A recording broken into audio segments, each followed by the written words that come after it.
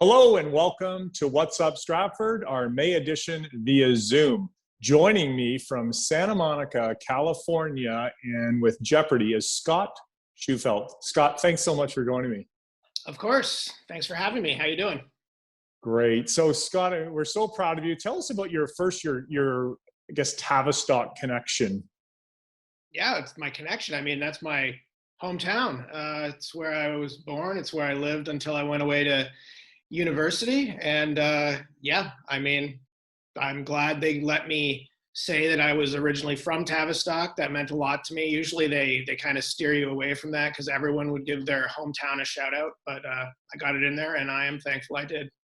Right. And then you went off to Western and then you went to California about 15 years ago or so? Yeah, I did my undergrad at the University of Western Ontario. And then actually where I went after that was to the University of Maryland.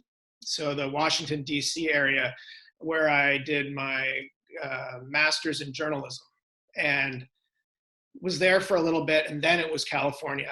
I want to say around 2008, California, and been there ever since.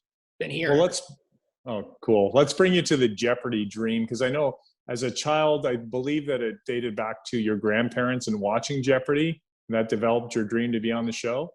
Yeah, well, it was certainly the first time I remember watching it. I would spend a week or two with my grandparents in Simcoe, Ontario every summer. And my grandma and grandpa they did the double, the Wheel of Fortune and then Jeopardy. And yeah, that's when I first remember watching it. I definitely my grandpa kind of barking out the answers whenever a contestant maybe didn't get it and he thought they should have. And yeah, that's when I really remember watching it. And of course with Alex, you find out that he's Canadian and you're like, oh, that's cool. And yeah, and I kind of watched it ever since then, off and on. I mean, didn't quite watch it as much in the college years, and definitely got back into it after Ken Jennings and James Holzhauer and Roger Craig, some of those guys who played pretty aggressive, kind of bouncing all over the board, trying to collect the cash. That was exciting to me. So then you applied, I believe, at least over 1 year ago. What was the process to get on the show for you?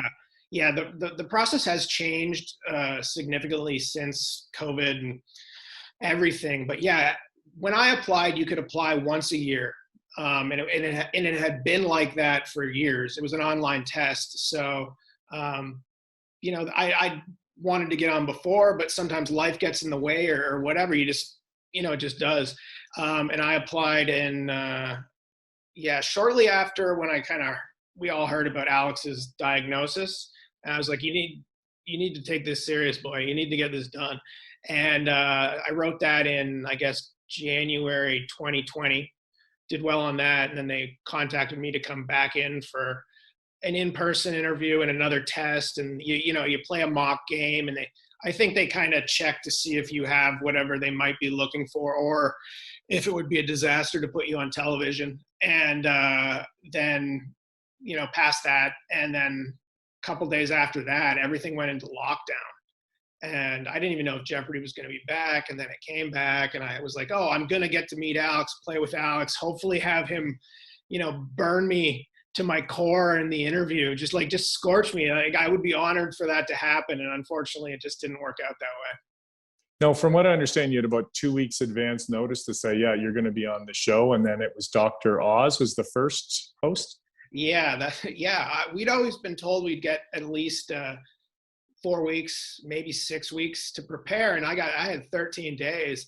And like my gut reaction was like, what do you mean? That's not enough time to learn everything in the universe. Like I can't do this. But of course I said yes. You can't say no or you never get to go back. And I didn't even know that Dr. Oz was being considered as a host until I showed up on set. Somebody told me that. I thought they were joking. Like I really thought they were joking. And then they told me and it was confirmed. And I was just like, between that and the pandemic, it's just like not what you dream of growing up. You just like Alex was an institution and, many reasons why you might want or be shocked to have Dr. Oz on a show that's about facts. And yeah.